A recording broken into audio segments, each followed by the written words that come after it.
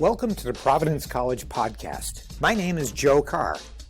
Today, we are pleased to present some of the highlights from an unforgettable weekend, the first 3 days of October 2021. It began on Friday with the inauguration of Father Kenneth Sicard as the college's 13th president. It continued through Saturday with the college's annual homecoming celebration for families and alumni, and wrapped up on Sunday with an on-campus commencement ceremony recognizing the class of 2020, the class that had its second semester senior year interrupted by the onset of the coronavirus pandemic. We will begin today with Father Sicard's inaugural address, followed by the homily his predecessor, Father Brian Shanley, delivered at the class of 2020 commencement mass, and we will conclude with the Sunday commencement address delivered by astronaut, physician scientist, and innovator Dr. Mae Jemison. Here is Father Sicard. Bishop Evans, Father Latoile, Father Shanley, Governor McKee, Lieutenant Governor Matos, Mayor Lorza, Dr. Armstrong, college presidents and representatives, Mr. Riley, trustees, members of the cabinet, Dominican brothers and sisters, alumni, faculty, staff, students, friends, and my family, thank you all for being here. And on a personal level, I can't tell you how honored I am to be here in this role today. As many of you know, I was the first person in my extended family to even attend college. Came from pretty humble beginnings in Fall River. My parents were never educated beyond high school, but they wanted so much more for my sisters and me. And I will always be grateful for how hard they worked to make a PC education possible for me. And I'm sure that they're in heaven beaming with pride. When I was preparing the speech, I was reminded of a saying from St. John Paul II, which perfectly captures the theme of today's celebration. The late Pope wrote, "Remember the past with gratitude, live the present with enthusiasm, and look forward to the future with confidence." Now, in remembering the past, it's not my intention to walk you through a history of Providence College or even to go through the high points, because that would take way too long. But I will point out that while the Dominican friars established Providence College at the invitation of Bishop Harkins, we were not his first choice. Harkins approached the Jesuits long before he came to us. But with Boston College to the north and Holy Cross to the west, the Jesuits nixed this idea, referring to the establishment of a Catholic college in Rhode Island as a, quote, needless and doubtful venture. Well, more than 100 years later, I'm grateful for the persistence of Bishop Harkins and his enthusiastic vision of establishing a Catholic college in Rhode Island, and especially glad that he invited us.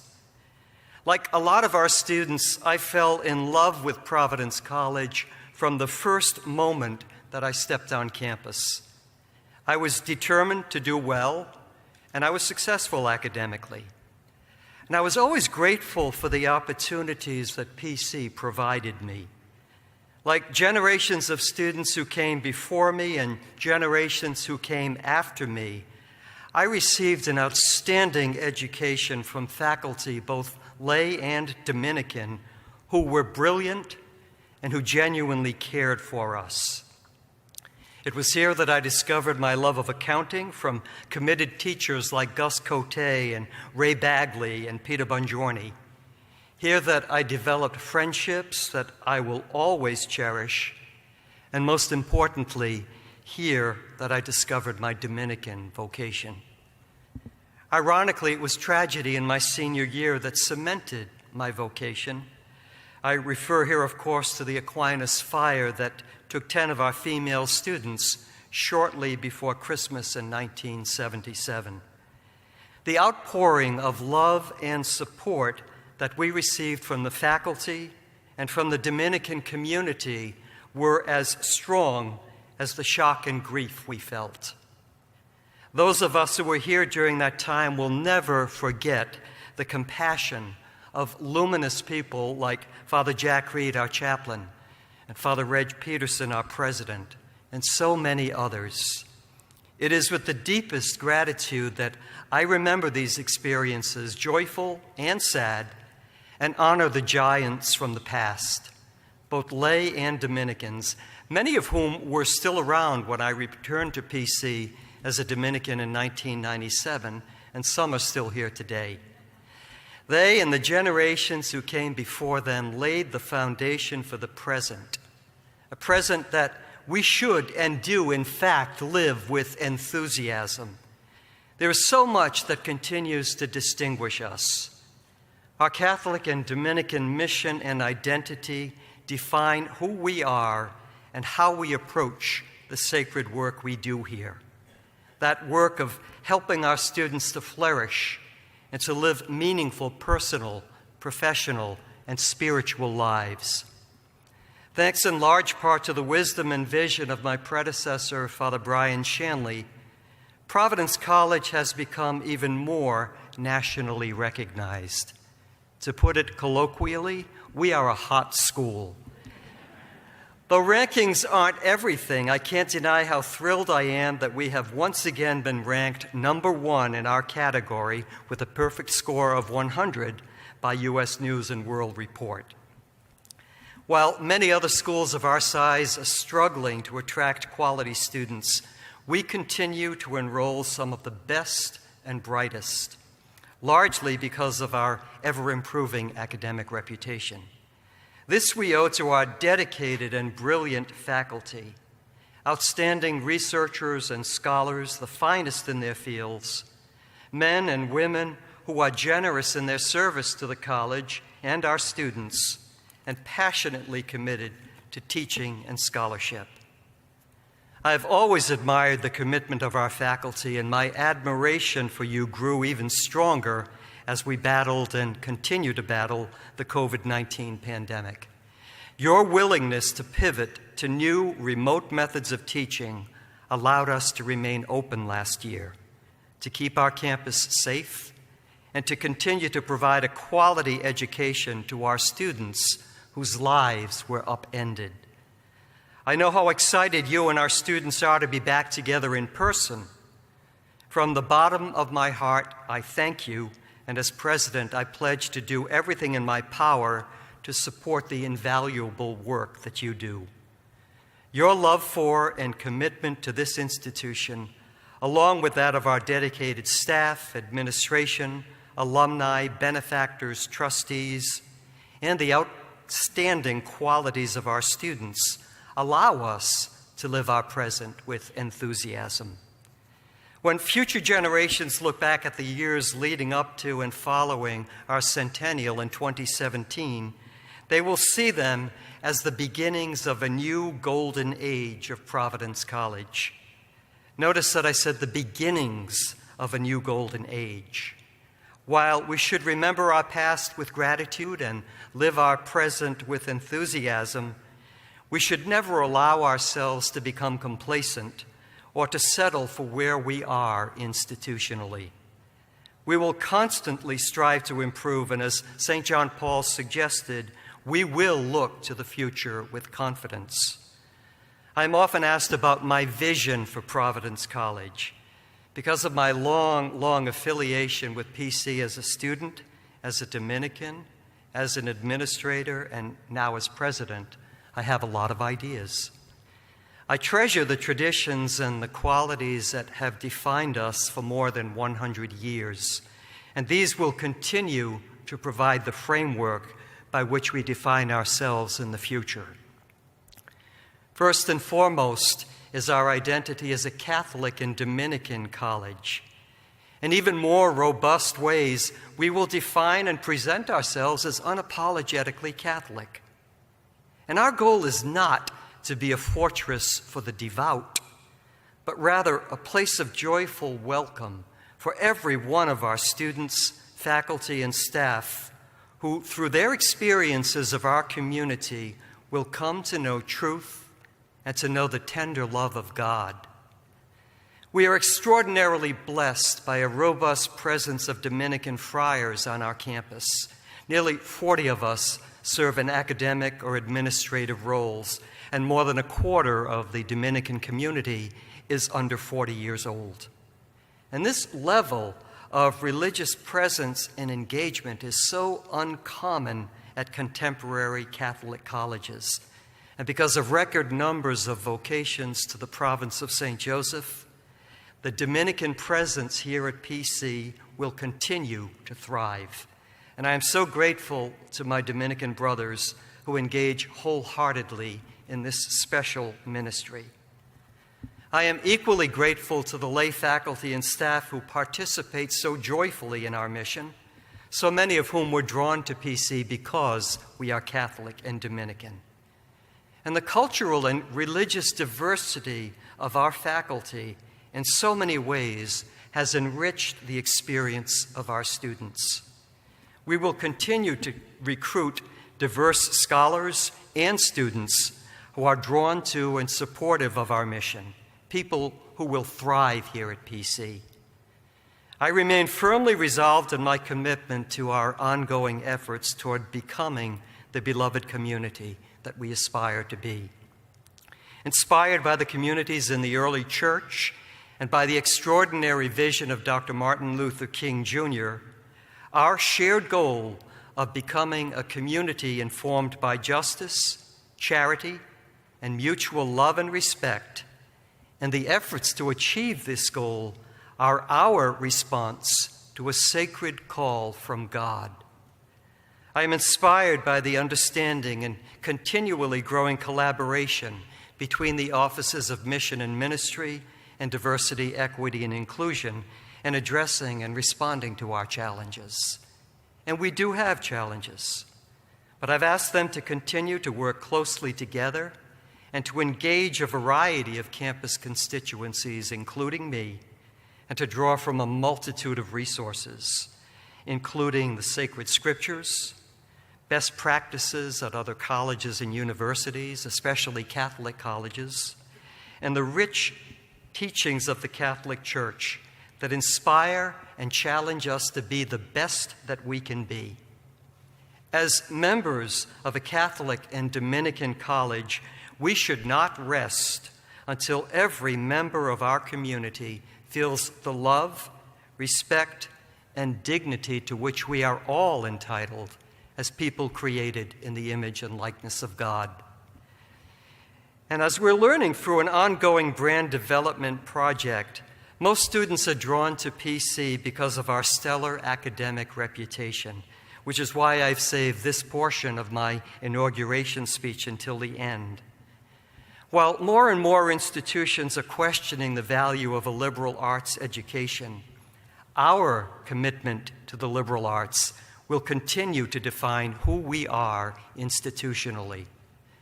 As we recently announced, Phi Beta Kappa, the oldest and most prestigious academic honor society for the liberal arts and sciences in the United States, has granted a charter to the college, and we will begin inducting students as members next spring.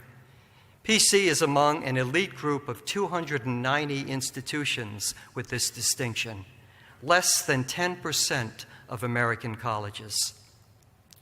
We will continue to emphasize and celebrate the deep connections between the liberal arts and our outstanding professional courses of study to ensure that our students flourish and are prepared to live lives of meaning and purpose now and when they leave Providence College.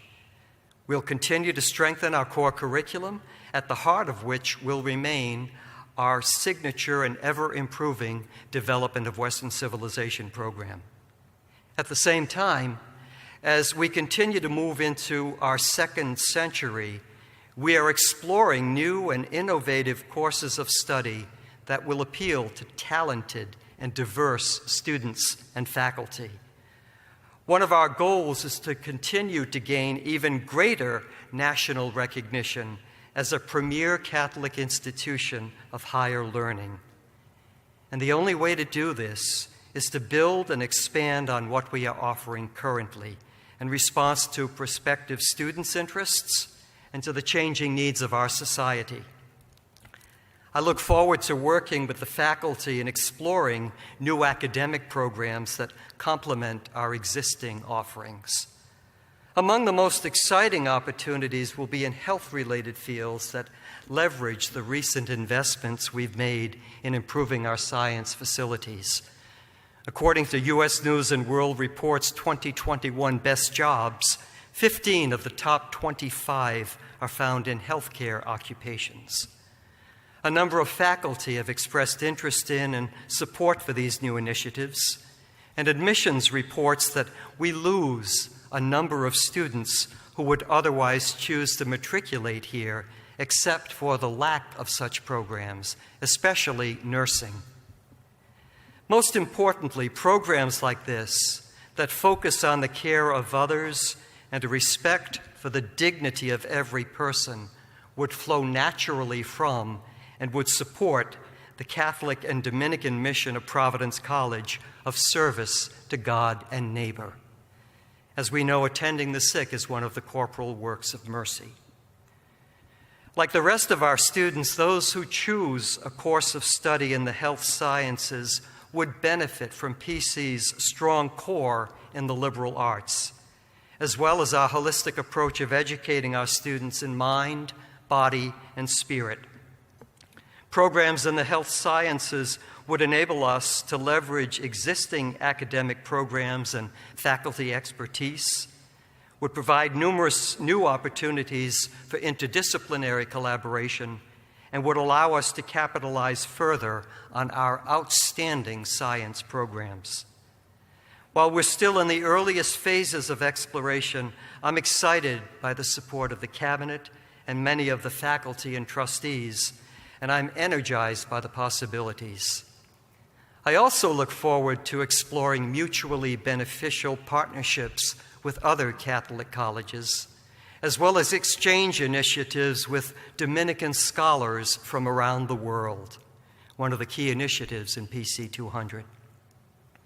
And in addition to enhancing the academic offerings, I intend to continue to improve our existing facilities and begin new construction, continuing the work begun by Father Shanley. We owe this to the students of today and tomorrow, and our next major new project will involve construction of a residence hall near Glay Field. And in gratitude for his immense contributions to Providence College, this new facility will be named after Father Shanley. Finally, we will continue to support and celebrate our athletic programs, which from our earliest days have been part of the fabric of Providence College and the city of Providence.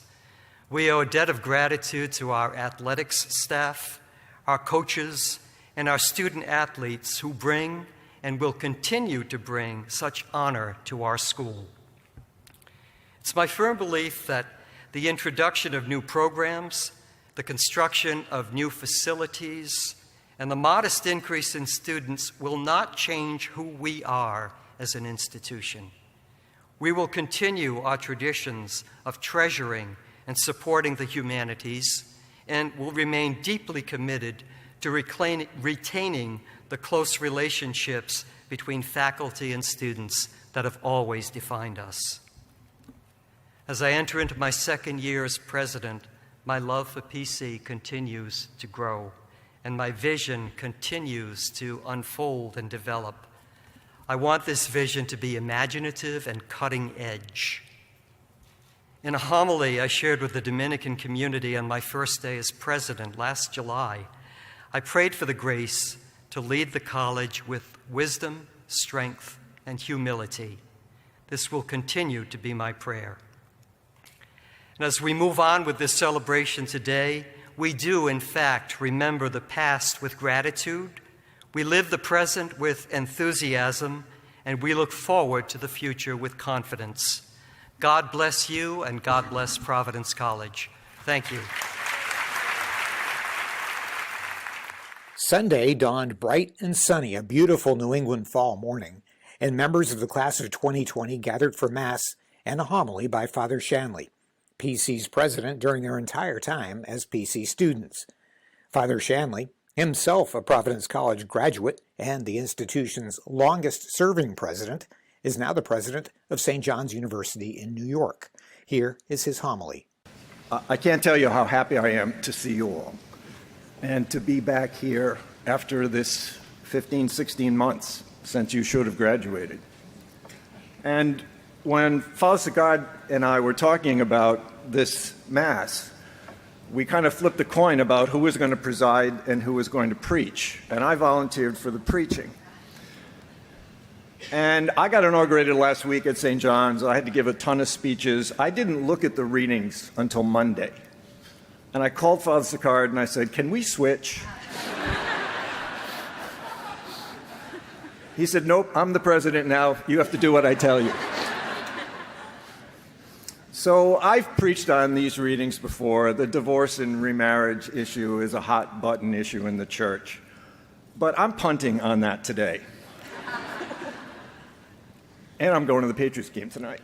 Speaking of punting, I'm having a great weekend. I'm not going to let it get bogged down by divorce and remarriage right now. So the lifeline for me is the last part of the gospel. Jesus talks about divorce and remarriage, and then, thank God, there's this passage about little children.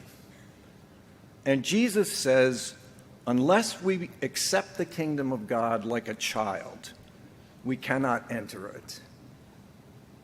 What is it that children have to teach us about entering into the kingdom of God?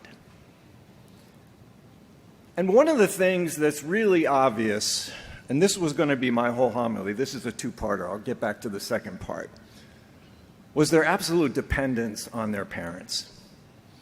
I'm watching my grandnieces and nephews grow up, and I've got them from 6 months to about 7 or 8 years old. And it's just really, for me, such a delight to see the way that they develop.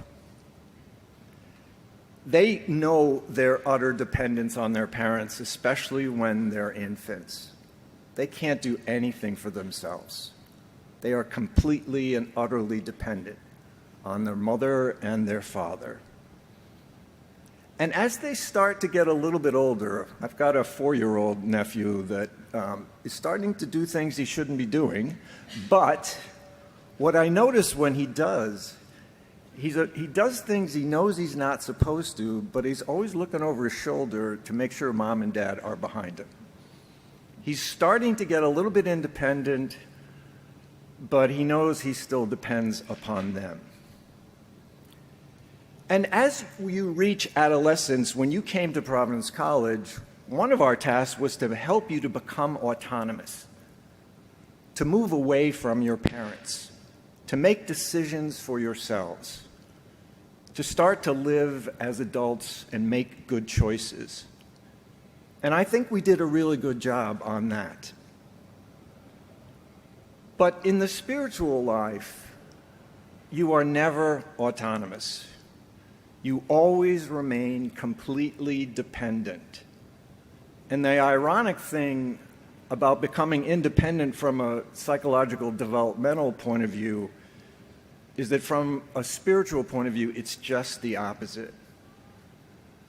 The older I have gotten, the more I realize my complete dependence on God. And if the pandemic has taught us anything, it's that we do not control our lives. We are vulnerable, we are fragile, and we depend upon God. And if there's a big spiritual lesson to learn from the pandemic, it's that we have to live our lives in complete dependence on God. And I've learned that lesson multiple times about the complete lack of control and my complete dependence on God. And the older you get and the wiser you get, you regress spiritually to becoming a child. Independence upon God. And that's a blessing. That was going to be my whole homily. I would have gone on a little bit longer. until I drove up from New York on Friday and put on my favorite podcast, which is Dr. Laurie Santos, who was the graduation speaker last year here. And she has this podcast called The Happiness Lab. And it just kind of blew me away. Somewhere east of New Haven, ironically, she teaches at Yale. I think I was in Bridgeport when I started listening to this. And she talks about how hard it is to have fun when you get older, and about the need to find fun and joy and delight in our lives. And she talked a lot about little kids. Little kids easily find fun, they find joy, they find delight. And she says, I'm so stressed out in my life that I don't know how to have fun. So most of the podcast is her talking with a fun expert. If you can believe it, there are experts on having fun. And if you think about your own life and how stressful it gets once you're an adult, finding fun is not as easy as it is when you're a little kid. When you're a little kid, it just happens spontaneously all the time. And that's one of the other delightful things about little children is they find joyful delight in the littlest things, from an ant crawling out of an ant hole to, all the little things in life. Kids just go, wow, isn't that cool? They smile, they laugh, they know how to have fun. Now, the science of fun says fun involves three things. First, it involves playfulness. You have to be playful and have a spirit of playfulness to know how to have fun. And some of us are just way too serious. The second thing you have to be able to do is connect with other people, because our deepest fun and joy and delight is what we experience with other people. It's not solo. Our greatest sense of satisfaction is when we're doing something with other people and connecting in life. And the third piece in the science of fun is flow. You know you're having fun when time doesn't matter. You're in the moment. You don't even know how long it lasted because you were present to what was happening. You were connected to people around you. You were being playful, and you don't know whether it took 20 minutes or a half an hour. And if you can get to that in life, you are much happier. And so she asked the woman that she's talking to, what are the baby steps to get there? Because I don't think I can get to all that stuff at once.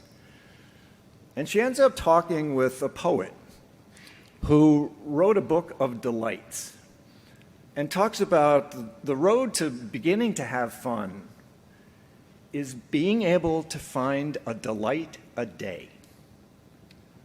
Looking at your life, being in the flow, and finding something every day in your life that gives you delight. And originally, the poet says to her, then you write it down. It's like you keep a catalog of delights. And if you look and if you begin to live in the present of the moments of your day, it's not hard to find one. You actually find a lot. And so she says, that's too stressful for me. And the poet says to her, all I want you to do, you don't need to write it down. What I've learned to do is when I see something that delights me, I go, delight. Put my finger in the air, delight. And she said, I started to practice this. And she said, I found way more delights than I ever thought I would find in my life. And I go like this, delight. And at the end of it, and this is my main point in this second part, if you notice the delights in your life, you become grateful. You say thanks. And if you dig down deep in delight and gratitude, you find God. You want to know where God is in your life in this pandemic? It's where you put your finger in the air and go, delight. And if we stop and we notice, like a little kid, we find that God is in our lives more than we realize, and that everything that delights us is God's gift. And having the capacity for delight, for thanks, for wow, isn't this amazing, is a quality that we all need in our lives. Little kids have a lot to teach us about our life with God. Knowing that we depend upon God, and just as importantly, being able to give thanks and say, wow. I've already had my wow moment right here. Thanks.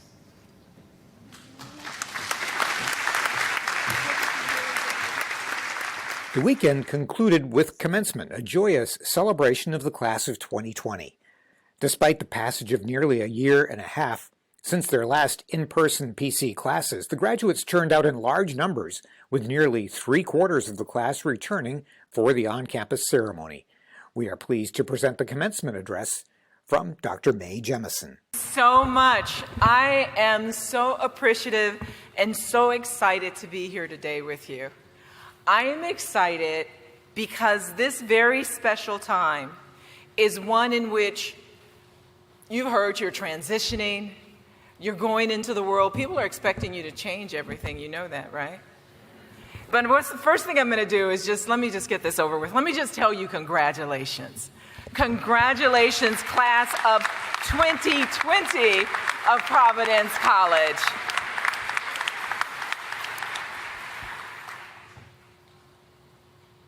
I want to start with a question, though. When was the last time you looked up? Looked up. Was it last night? Maybe you went outside and looked up at the stars, or you're looking down at the fire festival. When was the last time you looked up? I ask you that because that perspective is one that's been very important to me as I've gone through life. And I'm going to get back to that, but I want you to think about looking up. Thank you so much for this honor, and I'm sure I can express the same thing for all the others who've gotten the honorary degree. It's very special. It's special because it's an acknowledgement of the work that you've done, and it's something that warms our heart. But as we talk about this graduation, it is a privilege to be here with you because you've gone through so much over these past years. I'm really, really proud of the graduates. I'm proud of you, and I know that the Providence College faculty, administration, and especially your family are proud of you as well, because this is more than a regular dress up, celebrate graduation proud, right? You had to maintain your enthusiasm, stick to your study plans, and complete your assignments and show up online, in person, wherever you needed to be in order to make this happen as you pulled your way through. And then you came back more than a year later to be with your colleagues and your classmates. And I know that we've already acknowledged the faculty and the family too. They went through this with you as well. You might know that many times the faculties had to scramble to create online lectures, exams, and socially distanced labs and hold office hours still. And family members, you know, you had some students return unexpectedly, and I know you had already turned their room into a closet, but you were there. Everyone made it. It's been a lot. But that's just the surface. The sober reality is that we are people we know, lost friends, relatives, and valued members of our community to a disease that no one knew existed 18 months ago. Worldwide, millions of people, over 235 million people were lost, with more than 235 million, confirmed infections here in the United States. More than 700,000 deaths this week. And many people have been left with lingering effects. But this isn't over yet. And it wasn't just the pandemic alone that this past 18 months has been so remarkable for. The past year and a half was bombarded us with challenges that tested our fortitude and our faith while we were determined to move on. The events and challenges, the crisis we faced in response to this as individuals, as organizations nationally and globally, they're remarkable about what they revealed about our world, what they unveiled. This past year, we saw social justice movement. Yes, the pandemic, but we saw the social justice movement. We saw an assault on our nation's capital by our fellow citizens. We saw in our face evidence of climate change, a widening wealth gap and shifting in money and ownership to resources and resources to smaller and smaller people. Yes, we saw billionaires going into space and sort of almost transitioning to, in some people's minds, the gatekeepers of space exploration. These are some of the wicked truths that have been revealed, and I have to talk about them because this is the world that you're graduating into and that you're expected to make contributions to. In February, just 6 months ago, in February, half the United States simultaneously experienced one of the worst winter storms recorded. I live in Houston, Texas, and I had snow and icicles on my balcony and palm tree. No electricity, and unsafe water, or no water. And again, this was in Texas, which proclaims itself the energy capital of the world. Now, other states had cold temperatures just as out of the norm, but not the breakdown of essential services. Texas's problem hinged on a failure to require weather hardening of electricity generation utilities and chose not to share electricity grids with other states. The intensity and number of hurricanes and tornadoes increased, as did the length of their season. Bee populations were threatened by murder hornets. Just this past week, we heard that 23 species were declared extinct. Wildfires burned in millions of acres in Australia and California amid record temperatures. And when Europe went on lockdown to slow the surging COVID virus infections in 2020, the air cleared. Air pollution fell. The water cleared. Dolphins were seen in the canals of Venice. As human activities decreased, this rejuvenation effect was seen all over the world, confirmed not only by observations on the ground, but by satellite imagery. The evidence is stark, and it continues to grow. Climate change is real, and humans' behavior and our economic policies can have a detrimental or a positive effect on the environment in our communities and families. People around the world are concerned with social justice and reconciling past wrongs to build an equitable future for all. And during this time, in the face of increasing authoritarianism, people are concerned. I grew up on the south side of Chicago in the 1960s, and I remember the civil rights movements, the marches, the stereotyped representation or the lack of representation of people of color and women in the media. But more voices are being heard. This past month is Hispanic History Month. More voices are being heard. The Black Lives Matter movement grew into a push to build more representative, equitable, inclusive societies that resonated around the world. People care. And rectifying the long-standing, unfair, dangerous practices, they help all of us. COVID-19 literally shut down large swaths of human activities globally: economic, governmental, education, health, social, familial, and cultural. The pandemic interrupted fundamental practices of our lives. Dealing with COVID also brought to the forefront harmful inequities in the United States, not only in relationship to health care and access, but also major gaps in education, jobs, transportation, and a seriously porous, inconsistent safety net for hardworking, gainfully employed individuals. We were forced to re-examine what jobs are actually essential. Agricultural workers, healthcare workers, grocery store cashiers and staff, first responders, school teachers, and even evidently the people who make toilet paper. We had to rethink this. When it was first identified, people listened so intently to learn as much as they could about health. People I know who previously professed they didn't like math talked about the difference between hospitalization graphs and explained to me how we had to flatten that curve, right? And we all got on a first-name basis with Corona. And Corona prompted so many people to confess, not only am I not smarter than a fifth grader, but kindergartens are kind of tough and they really need to be taught by experts. You know, with this changed the way we saw things because all of a sudden we had to have a different perspective.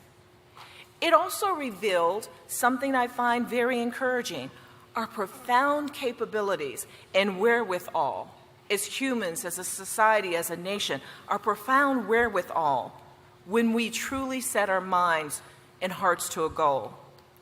So we saw this significant set of tools that we have at our disposal, from the internet and instruments to DNA sequencing and automated bioreactors, the goodwill, the courage, the commitment and caring of so many people. It resulted in changes in our world. We had effective vaccines developed to prevent COVID-19 infection in less than a year, but it was based on years of deep research and clinical knowledge. And this capacity to manufacture these vaccines in large quantities was defined and ramped up rapidly. Procedures to distribute and vaccinate up to 1 million people a day. Information was shared around the world in terms of gene sequences, epidemiology, therapeutic successes, and the failures. We made more masks. We even bedazzled some of them. We had all of this ability. These were things that we needed to know, and we need to understand and recognize those. You know, early this year in May, we were so excited because COVID infections were decreasing significantly in the United States, though we weren't on stable ground, and even though that we knew that there was a Delta variant and we knew the world was still in a pandemic, we were still very excited. COVID raged in India, Brazil, the Philippines. But when we looked around, we saw that wealthy countries of the world had contracted for the vaccines, and supporting the production and the affordability of those to less fortunate wasn't made. That was something that we need to think about as we think about the world. A lot has happened to get us to where we are today with all the things we discussed. There's the internet that facilitates widespread communications almost instantaneously around the globe. That's how we kept abreast of the pandemic, global weather, and social movements. The internet has been a repository of knowledge and caring, and unfortunately, too frequently, disinformation, foolishness, and antipathy. But you know, that all depends on the people who are using it and what we decide we want to put into it. This dichotomy is not the fault of the internet, nor the biases built into it. You know, when we look at what we think about what's going on with science now, and people say, follow the science, we forget that sometimes the success of science itself may have led us into a level of complacency. We forget that our health today derives to a great extent from effective nutrition, hygiene, sanitation, vaccination campaigns, antibiotics, and public health practices, just embarked on 50 to 60 years ago. But yet we're so comfortable with it, we have this false sense that viral infections aren't that bad, for example, or that we deny the irreplaceable role of regulation, government, and governance to ensure food and drug safety, to clean water, air quality. I bring all of these things up because, again, this is the world we're in. And you hear people talk about science all the time. But there is something really important about science. STEM, that is science, technology, engineering, mathematics, while critical to the future, they're by themselves not sufficient to get us through any of the challenges that we're facing today. There's more at play than just the tools that we create. It's the people who are using them, the people who make the policies, the people who make the decisions, how much we care, who's involved, what we value. And I want you to know that a strong education that exposes you to the breadth of knowledge needed to participate and contribute to society, those are the things that are important. Education that fosters critical thinking, awareness, that builds a love of learning and understanding, it's inextricable to what we do in the world in the years to come. Education that empowers its graduates to act not only in their immediate best interest, but to consider and work for the well-being of future generations. And I think that's what you got from Providence College. I think that's the reason why you're here in the numbers you are today, because you got that kind of education. You know, as we're graduating today, you know, people are talking about getting back to normal, right? And that what it says, like, we want to get back to normal just as soon as possible.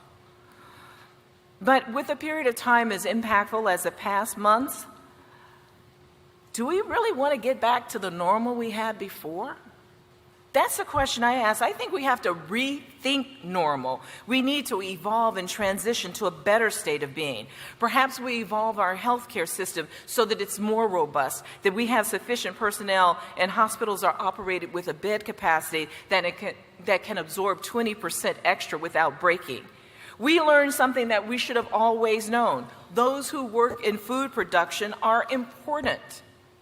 Perhaps we should value them as such. We need to hold companies that provide essential services to standards when we can foresee that there are going to be problems. Maybe we ought to have airlines maintain more space for passengers. Maybe we need to understand and strengthen relationships and accountability between communities and police. Make excellent education available for all children. We need to make that a national commitment. Maybe we need to fund cutting-edge basic science to develop the life-saving vaccines for tomorrow. We need to act on proof that our world is interconnected, and no level of wishful thinking that it were different are going to change these facts. Maybe we need to rethink what normal is before we just jump back to what was previously the norm. Maybe we need to move further. You know, as you're graduating today, well, you know, I know you already had your degrees, but at this ceremony, there's a lot of work waiting for you out there. For real, for real. There's a lot of work waiting for you out there. But it's not just yours. It's the responsibility of all of us. Don't let older generations shove it off on you. And I can tell you, even while I've been here, I've heard people say, well, you know, the young folks are going to solve this for us. Don't let us off the hook. Right? Because we're setting up the policies and the rules and the regulations right now. But then also don't feel like you have to wait for us to take action. You know, you have your own power. The actions in the past have created our world today, and the beauty is that the actions we take today will create our world tomorrow. And our actions are anchored in our knowledge, our fears, our love, our hopes, our faith, our experiences, our resources, our skills, our capabilities, and what makes us happy. And I want you to do something and be honest with yourself. Live your life in the round, 360 degrees, connecting to the world with yourself. You know, all of this is really important. That 360 degrees is about living your life very deeply, touching and being connecting with your life. And so I want you to live deeply and look up. Remember I told you I was going to get back to the word look up? First, let's talk about live deeply. We have to appreciate all of our lives, all of our world. We have to connect to the intellectual, the physical, and the emotional. We're not complete. We're not our best selves if we disregard or dishonor any of them. To live deeply, we have to use all our senses and sensibilities. Touch, sight, sound, smell, insight, knowledge gained from academic halls, the sales lady in the mall, the squirrel jumping from branch to branch in the freezing cold. We have to do those things. We have to be empathic. I just want to tell you, it's okay to care about people. It's okay to be kind. And I know that that's something you learned here, but I bet in the greater world, sometimes you question that. Because people always talk about you only, what are you doing for yourselves, or that's what we're pushed to do. Sometimes things are going to be sad. We have to live deeply. You have to feel the sadness and the exhilaration while we meet the challenges. And the challenges that we have today are ones that we have the capacity to meet if we're committed. What do you need? You need a little bit of sense of humor. Don't let the sense of humor go. You have to have that, because you're going to do some funny things. They may not feel funny at the time, but when you look back on them 2 or 3 years later, they're going to be funny. Integrity, openness to possibilities. You don't know everything yet, and be willing to seek things out. Discipline, a sense of responsibility. Books may say you can't be responsible for everything, just take care of yourself. That's true, but our responsibility does bleed over to others. So with the whole look up piece, let me share something with my space flight. It was this incredible platform from which to see the earth, myself, and my connection to the universe. I vividly recall looking out a window of the shuttle, and I saw this planet with this thin, iridescent layer of blue light. That's our atmosphere. We flew through the southern lights, and there was this shimmering dance of a curtain of green light. And looking from a slightly different angle, I could see the sun rising above the earth while I was in orbit. And at that moment, I recognized a connection with a star system 10,000 light years away, that I was made of the same stuff as stars, and it felt right. And that's where looking up came from, that it is just as profound to look up at the stars as it is to look from orbit down at the earth. It's really about our connection to the universe. I always have thought as a child, were people seeing the other sky, the same moon, the things I was seeing? And what did that mean? So I do know that we see the same moon. I do know that we see the same sky. And what I want to share with you today, as I leave you, is to say, know that this connection with the greater universe is important, and be willing to pull into it. When you look up, it's not just looking up at the sky, it's looking up from your tablet, from your phone, from your desk. It's looking up and filling yourself with a greater amount of inspiration, which you can do. I hope that no matter where you end up or whatever work you do, that you never forget to look up, to keep this bigger picture in mind. I want you to never forget where you came from or what it's all for. So when deadlines loom, or someone is sick, or kids are crying, or the bills need to get paid, it's easy to get caught up, to get overwhelmed by the day-to-day. It's so easy to forget who you are, why you're here, and what is most important to you. If you ask most people what they want, they will probably say something about being happy. Yet we expend so much energy and invest so much time being unhappy with the food we are eating, or the way someone is talking to us, how we look, or how hard things are at work. We forget that happy is not something that is given to us by others. It's a choice that we get to make every day. So look up. Look up at the sky, the clouds beyond to the sun, the moon, the stars, when you need to recharge your spirit. Let the gravity of Earth give you a warm hug when you're feeling low. Look up and remember that what inspires you, what you're doing this for, and why you cared in the first place. Because if you can keep that sparkle in your eye, that dancing energy of aliveness and possibility, if you can keep that long past today, long past graduation, you'll be on your way to a magical life, a life full of love, service, connection, and meaning. And all you have to do, really, is to live deeply and look up. Congratulations, class of 2020. Thank you. Thank you for joining us for the Providence College podcast. Episodes are available at all the usual places, and they're on the college's YouTube channel.